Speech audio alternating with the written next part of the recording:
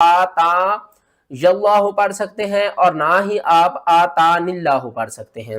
نون کے اوپر آپ نے غنہ کرنا ہے، نون کو 2 بار پڑھنا ہے، واؤ کو بھی ہم نے 2 بار پڑھنا ہے اور لام کو بھی 2 بار پڑھنا ہے۔ 90% لوگ غلطی کرتے ہیں لفظ اللہ کے اوپر۔ قرآن پاک میں جب بھی الف کے نیچے یا اوپر زبر زیر پیش آ جائے تو اس کو پھر ہم الف نہیں پڑھتے۔ یہاں پر دیکھ لیں 1 2 3 4 تشدید اکٹھی آ رہی ہیں، اور یہاں پر دیکھیں 2 میم لکھی ہوئی ہیں، پڑھنے میں 4 میم پڑھی جائیں گی۔ اس میم کو اس یا کے ساتھ نہیں ملائیں گے۔ یہاں پر ایک قاعدہ اپلائی ہو رہا ہے جس کا نام ہے السلام علیکم ورحمۃ اللہ وبرکاتہ۔ جیسا کہ آپ سب لوگ جانتے ہیں کہ یہ ہماری سیریز شروع ہے۔ آج کے سبق میں ہم قرآن پاک کی سورہ نمبر 27 میں جتنے مشکل ترین الفاظ ہیں ان کو پڑھیں گے۔ یہ جو سورت ہے نا، یہ قرآن پاک کی واحد سورہ ہے جس میں 2 مرتبہ بسم اللہ آئی ہے۔ اگر کوئی بندہ آپ سے پوچھ لے کہ وہ کون سی سورہ ہے جس میں 2 مرتبہ بسم اللہ آئی ہے تو آپ نے کہنا ہے سورۃ النمل، جو کہ 19 پارہ سے شروع ہوتی 20 پارے میں جا کر ختم ہو جاتی ہے۔ آج کے سبق میں ہم قرآن پاک کی سورہ نمبر 28 سورۃ القصص میں جتنے بھی مشکل ترین الفاظ ہیں ان کو آسان تجوید کے ساتھ پڑھیں گے۔ یہاں پر دیکھ لیں 1 2 3 تشدید اکٹھی آ رہی ہیں۔ 2 مرتبہ ہم نے را کو پڑھنا ہے، پھر اس 2 مرتبہ اس را کو پڑھنا ہے، پھر سین کو 2 مرتبہ پڑھنا ہے۔ 90% لوگ اس کو پڑھتے ہیں تمر مر صحاب۔ صحیح پڑھنے کا طریقہ کیا ہے؟ تجوید کے قواعد اس میں کون کون سے استعمال ہو رہے ہیں، چلیں اس آیات کی پہلے تلاوت کرتے ہیں۔ وَتَرَى الْجِبَالَ تَحْسَبُهَا جَامِدَةً وَهِيَ تَمُرُّ مَرَّ السَّحَابِ۔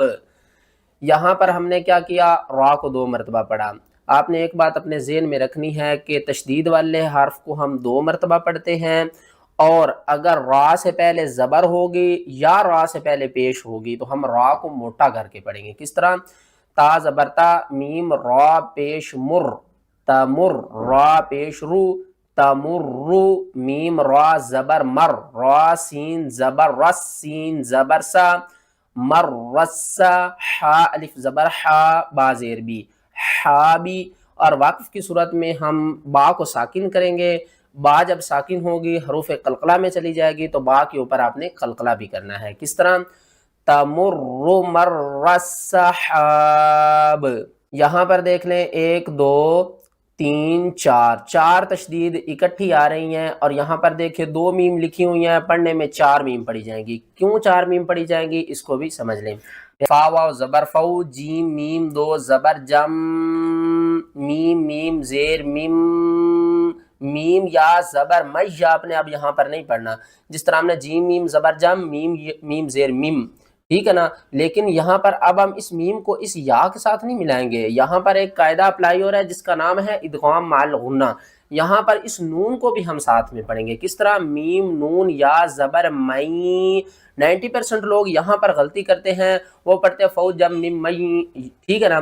تو آپ نے ان دونوں کے اوپر بھی غنہ کرنا ہے، کیونکہ قرآن پاک میں جب بھی میم مشدد آتی ہے تو اس کو ہم غنے کے ساتھ پڑھتے ہیں، اور آگے اس نون کو پڑھیں گے تو ادغام مال غنہ ہوگا۔ کس طرح؟ میم نون یا زبر مئی، یا پیشو، کاف زال زبر کز، زال زیرزی، با پیشبو، فو جم مم مئی یکذبو۔ یہاں پر بھی دیکھیں تو 3 تشدید اکٹھی آ رہی ہیں، ٹھیک ہے۔ اس کو کس طرح پڑھنا ہے؟ یہ کرتے ہیں تا سین پیش تس میم زیر می، تسمی عین صاد پیش عس، صاد پیش میم سم، عسم میم دال زبر مد، دال پیش دو، ولا تسمع الصم الدو، عین الف مد زبر ع، حمزہ زبر آ، آ۔ اس مد کا نام ہے مد متصل، اس کو آپ نے 5 الف کے برابر کھینچ کر پڑھنا ہے۔ کس طرح؟ وَلَا تُسْمِعُ الصُّمَّ الدُّعَاءَ إِذَا وَلَّوْا مُدْبِرِينَ۔ یہاں پر آگے آ جائیں، یہاں پر دیکھیں ایک الف جو ہے وہ زیر کے ساتھ ہے اور دوسری حمزہ آ رہی ہے۔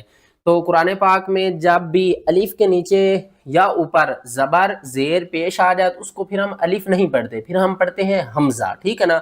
یہاں پر دیکھیں یہ ایک حمزہ آ رہی ہے اور دوسری الف بھی حمزہ میں تبدیل ہو گئی ہے، ٹھیک ہے نا۔ اب ہم ان دونوں حمزہ کو اکٹھا پڑھیں گے۔ کس طرح؟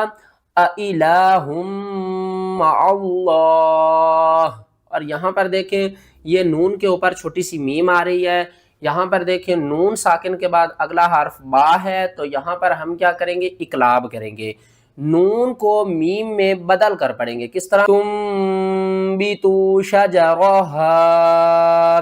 آگے آ جائیں، یہاں پر 90% لوگ غلطی کرتے ہیں لفظ اللہ کے اوپر۔ کس طرح پڑھتے ہیں؟ وہ پڑھتے ہیں اللہ، یہ اللہ نہیں پڑھا جائے گا، اس کو ہم صحیح طریقے سے پڑھنا سیکھتے ہیں اور ہجے بھی کرتے ہیں۔ کس طرح؟ حمزہ لام مد کھڑا زبر آ، لام کھڑا زبر لا، ہا پیش ہو، اللہ۔ یہاں پر دیکھیں تو کھڑا زبر کے بعد آگے دیکھیں تو کیا ہے؟ لام کے اوپر تشدید ہے، تو یہ کیا بن گئی؟ مد لازم کلمی مثقل۔ تو اس کو آپ نے حمزہ کو 5 الف کے برابر اوپر کی طرف کھینچ کر آگے لام کے ساتھ ملانا ہے، ٹھیک ہے نا؟ اللہ نہیں پڑھنا، آپ نے پڑھنا ہے اللہ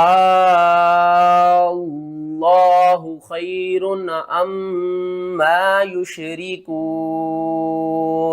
یہاں پر دیکھیں نون نیچے ہے اور یا اوپر ہے، بہت سے لوگ نون کو چھوڑ جاتے ہیں اور بہت سے لوگ یا کو چھوڑ جاتے ہیں۔ 90% لوگ یہاں پر بھی کنفیوز ہوتے ہیں کہ ان دو حروفوں کو کیسے پڑھنا ہے، کیونکہ یہ دونوں اوپر نیچے آ رہے ہیں نا۔ تو صحیح پڑھنے کا طریقہ کیا ہے؟ فما آتانی اللہ، نہ تو آپ آتا یاللہ پڑھ سکتے ہیں اور نہ ہی آپ آتانی اللہ پڑھ سکتے ہیں۔ آپ نے کس طرح پڑھنا ہے؟ آتانی اللہ، یعنی کہ نون کو بھی پڑھنا ہے اور یا کو بھی پڑھنا ہے۔ آگے آ جائیں، یہاں پر دیکھیں الف کے نیچے یہ دو زیریں آ رہی ہیں، اس کو کس طرح پڑھیں گے؟ وَجِئْتُكَ مِن سَبَإٍ بِنَبَإٍ یقین۔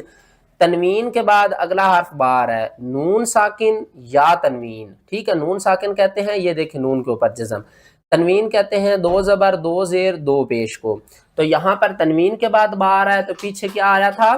نون کے بعد با آ گیا تھا۔ تو اگر نون کے بعد با آ جائے یا تنوین کے بعد با آ جائے، قاعدہ وہی اپلائی کریں گے اقلاب والا، ٹھیک ہے نا؟ من سبإ بنبأ یقین۔ بہت سے لوگ اس لفظ کو پڑھتے وقت غلطی کر جاتے ہیں، وہ پڑھتے ہیں رآدوہ، وہ الف کو الگ پڑھتے ہیں، را کو الگ پڑھتے ہیں اور دال اور واو کو الگ پڑھتے ہیں۔ صحیح پڑھنے کا طریقہ کیا ہے؟ ہجے کر کے سمجھاتا ہوں۔ حمزہ نون زیر ان، نون الف زبر نا، ان، را الف دال مد زبر را، دال واو پیش دو، ہا پیش ہو، رادوہ۔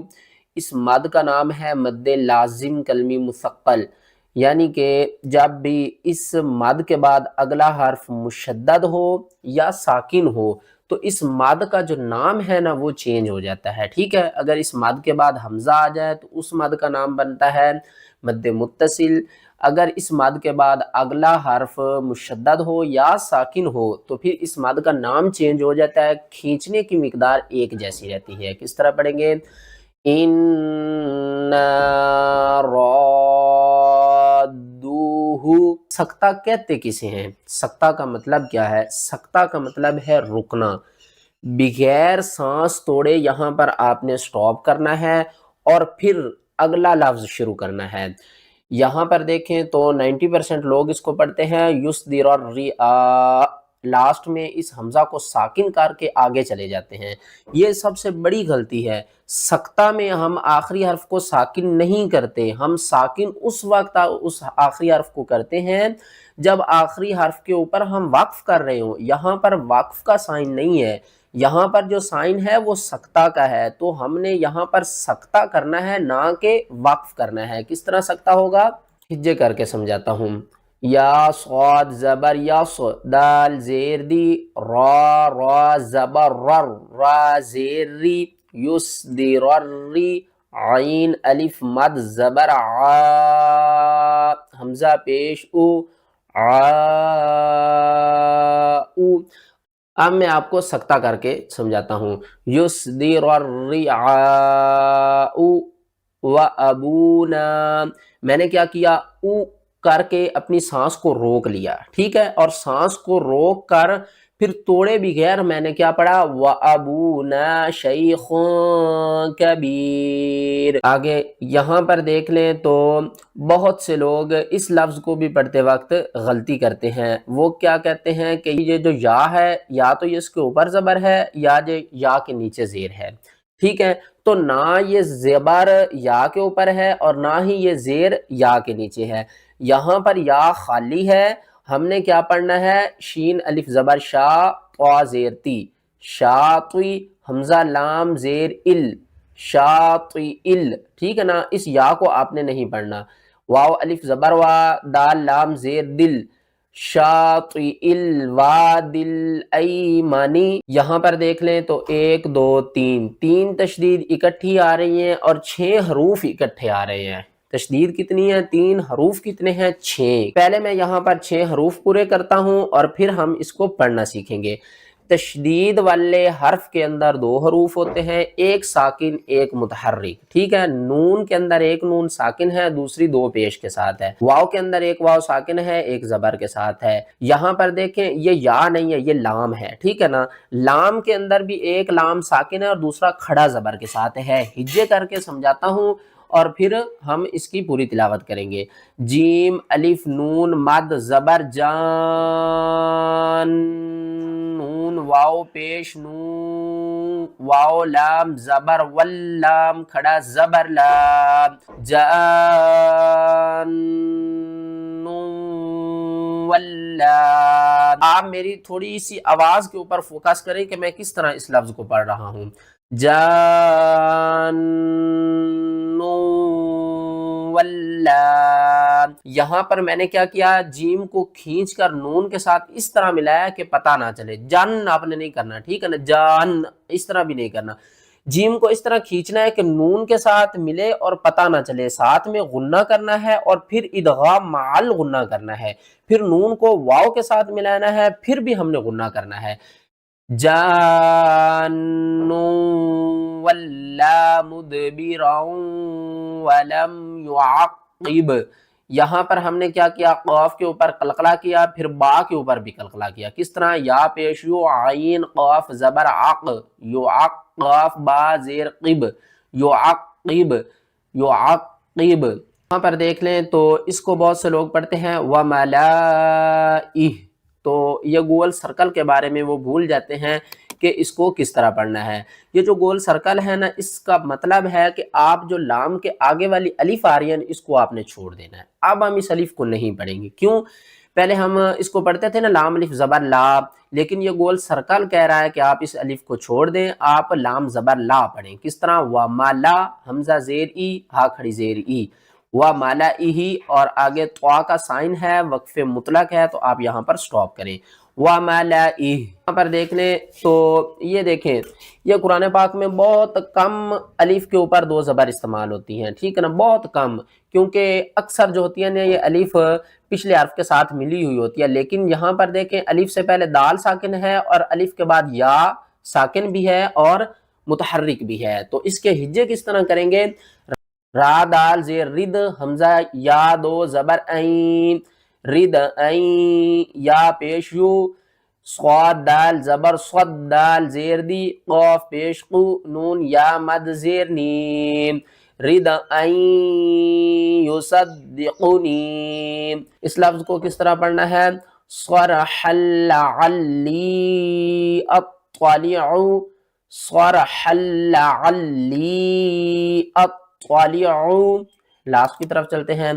یہاں پر دیکھیں وقفہ لکھا ہوا ہے اور کف لکھا ہوا ہے، ان دونوں کا مطلب کیا ہے؟ وقفہ کا مطلب ہے رکنا اور کف کا مطلب ہے سٹاپ کرنا، ٹھیک ہے؟ سائن دونوں ہی رکنے کے ہیں، لیکن جب وقفہ کریں گے تو آپ نے سانس کو توڑے بغیر سکتے کی نسبت زیادہ سٹاپ کرنا ہے۔